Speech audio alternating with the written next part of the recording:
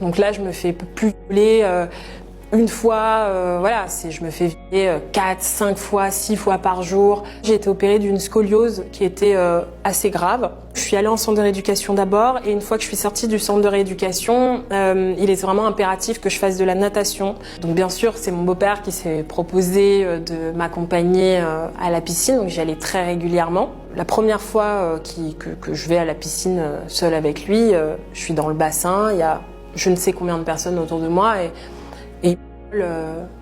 dans le bassin, devant tout le monde. Et ça, c'est un moment qui m'a vraiment marquée parce qu'en fait, je me suis dit, en fait, j'étais en public. Tout le monde jouait, ça rigolait, il y a des gens qui nageaient, etc. Et en fait, personne ne voyait que j'étais en train de me faire violer devant tout le monde, quoi. Puis ça arrivait donc fréquemment, hein, à chaque fois qu'il m'accompagnait à la piscine, ça se passait. Et puis il y a un moment où mon beau-père en fait avait déjà une fille de sa précédente union. Ce jour-là, il avait décidé de l'emmener à la piscine avec nous.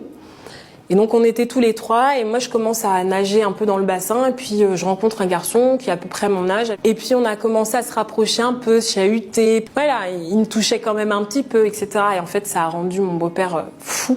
Ça faisait même pas 15 minutes qu'on était à la piscine. Qui nous a, enfin voilà, il m'a ordonné de sortir de l'eau, il a ordonné à sa fille de sortir de l'eau aussi, et puis il était en rage.